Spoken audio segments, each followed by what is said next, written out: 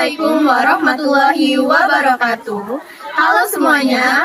Perkenalkan kami dari kelompok 5. saya, Holistiani dengan ujung NIM 229. Saya, Nabila Kirana Putri Pratiwi dengan ujung NIM 199. Saya, Anita Syarani dengan ujung NIM 257. Di sini kami akan memaparkan materi mengenai Social Network Analysis dari mata kuliah Metodologi Penelitian Kualitatif. Baik, tanpa berlama-lama, mari kita saksikan video pemaparan dari kelompok kami. Baik, ini adalah PowerPoint yang telah kami buat dengan judul Social Network Analysis dari mata kuliah Metode Penelitian Kualitatif. Topik yang akan kami bahas yaitu yang pertama ada sejarah singkat analisis jaringan sosial, kemudian metode analisis jaringan sosial, lalu analisis jaringan sosial dapat digunakan untuk mempelajari apa saja. Yang keempat, mengapa menggunakan analisis jaringan sosial. Kemudian yang kelima, mengapa menggunakan analisis sosial. Lalu yang keenam, proses analisis jaringan sosial. Dan yang ketujuh, kekuatan analisis jaringan sosial. Dan yang terakhir yaitu keterbatasan analisis jaringan sosial. Baik, langsung saja ke sejarah singkat analisis jaringan sosial. Social Network Analysis berawal dari gagasan Simon dan Durkheim lalu diformalkan oleh Jacob Marino pada tahun 1930-an melalui sosiometri.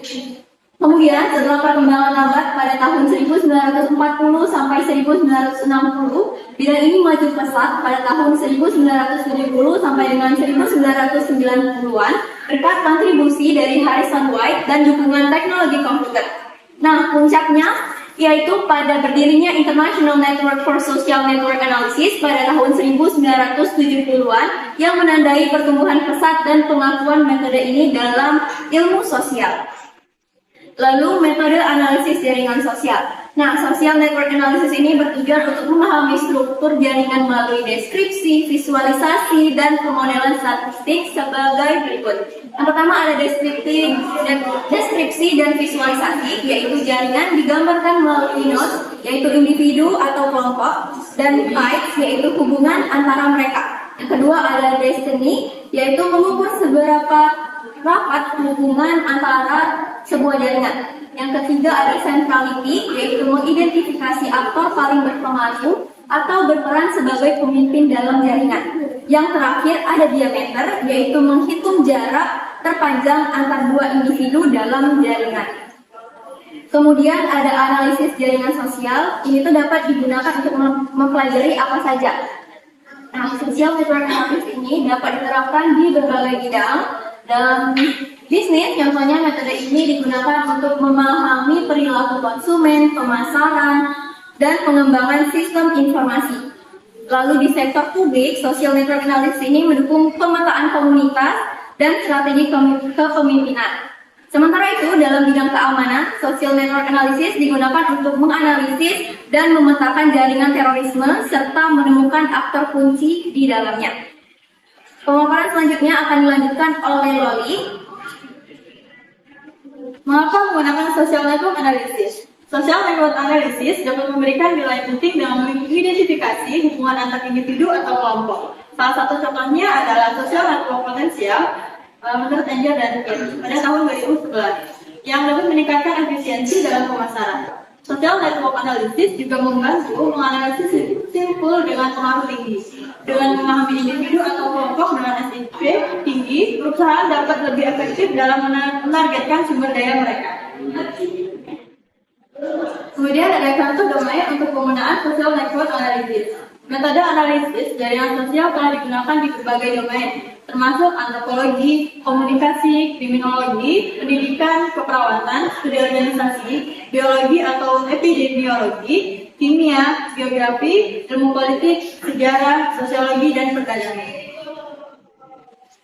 Nah, selanjutnya ada proses analisis jaringan sosial atau social network analysis. Yang pertama ada identifikasi jaringan. Tahap awalnya adalah menentukan batas jaringan yang akan dianalisis. Misalnya, siapa saja individu atau kelompok yang termasuk di dalamnya. Identifikasi dapat dilakukan dengan survei, kuesioner, atau data administratif. Contohnya, jaringan bisa berupa guru dan siswa di sekolah, tenaga medis dengan pasien, atau komunitas tertentu dalam masyarakat.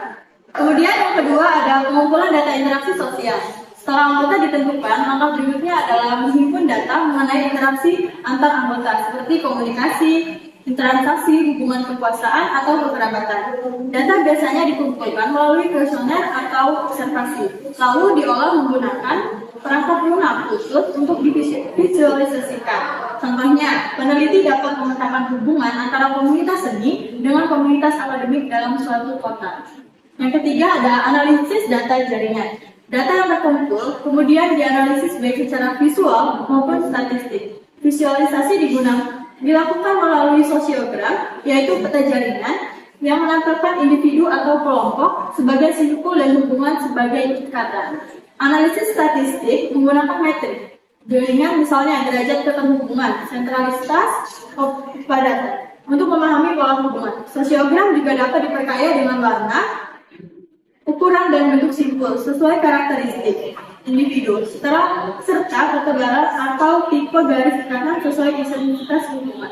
Materi selanjutnya akan dibacakan oleh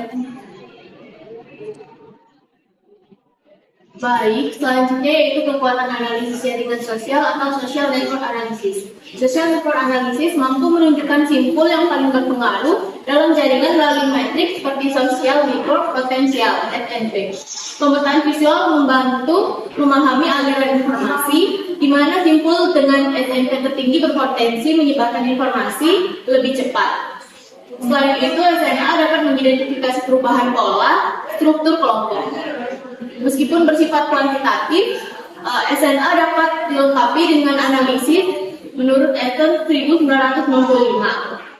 Menekankan bahwa pendekatan kualitatif penting untuk memahami sifat jaringan yang kompleks dan dinamis.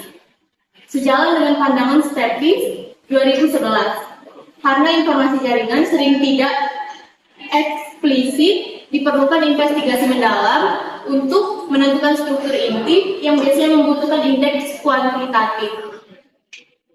Analisis kualitatif kemudian membantu memberikan makna yang lebih referensif dengan mengatasi tantangan dalam membedakan makna dan penelitian responden. Selanjutnya yaitu keterbatasan analisis jaringan sosial. Analisis jaringan sosial memiliki kelemahan karena sering dianggap statis dan tidak mampu menangkap perubahan hubungan yang dinamis. Metode ini sering menekankan struktur jaringan daripada isi hubungan, sehingga apa yang mengalir dalam ikatan seperti informasi, kepercayaan, atau konflik sering kurang terlihat. Selain itu, penggunaan ukuran seperti sentralitas sering memberikan kesan bahwa jaringan tetap, padahal posisi individu sebenarnya terus berubah. Oleh karena itu, SNA sebaiknya dilengkapi dengan metode lain agar lebih komprehensif. Selanjutnya yaitu aktivitas keterlibatan. Dalam penerapan analisis jaringan sosial SNA, aktivitas keterlibatan dirancang untuk membantu memahami hubungan, pola komunikasi, serta peran aktor kunci dalam hubungan jaringan sebagai berikut. Yang pertama yaitu mengidentifikasi aktor kunci dalam organisasi. SNA dapat digunakan untuk memetakan siapa saja yang menjadi pusat pengaruh dalam suatu komunitas atau organisasi. Misalnya, seorang pengawas pendidikan yang ingin memahami kondisi sekolah dengan budaya kerja yang kurang sehat. Dengan memetakan jaringan dapat diketahui siapa guru dan staf yang menjadi penggerak utamanya, penyebar informasi maupun pembawa pengaruh positif atau negatif sehingga strategi perbaikan budaya sekolah bisa lebih tepat sasaran. Yang kedua yaitu pemetaan hubungan personal. Salah satu latihan sederhana dari menggambar diri sendiri sebagai pusat jaringan. Lalu menambahkan lingkaran-lingkaran yang mewakili rekan kerja atau orang terdekat di sekitar kita. Hubungan antar individu digambarkan dengan garis, di mana ketebalan garis menunjukkan kekuatan hubungan. Melalui latihan ini dapat terlihat siapa saja yang paling dekat, siapa yang terisolasi, serta siapa yang dapat menjadi penghubung antar kelompok. Yang ketiga yaitu menganalisis pengaruh tidak langsung. Dalam sebuah jaringan seringkali kita memengaruhi seseorang yang tidak memiliki hubungan langsung dengan kita. Dengan SNA, kita bisa menelusuri jalur hubungan tersebut melalui orang lain yang lebih dekat. Hal ini membantu memahami bagaimana pengaruh atau informasi dapat disampaikan secara tidak langsung melalui simpul-simpul yang sudah ada. Baik, yang terakhir yaitu kesimpulan. Analisis jaringan sosial (SNA) merupakan metode yang penting untuk memahami pola hubungan antar individu maupun kelompok. Melalui pemetaan dan analisis SNA, mampu menunjukkan aktor kunci, aliran informasi, serta struktur interaksi dalam sebuah jaringan. Metode ini bermanfaat di berbagai bidang seperti pendidikan, organisasi, bisnis, hingga penelitian sosial.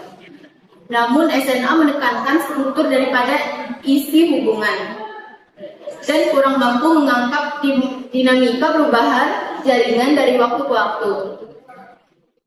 Oleh sebab itu, diperlukan dengan pendekatan lain seperti penelitian kualitatif atau longitudinal.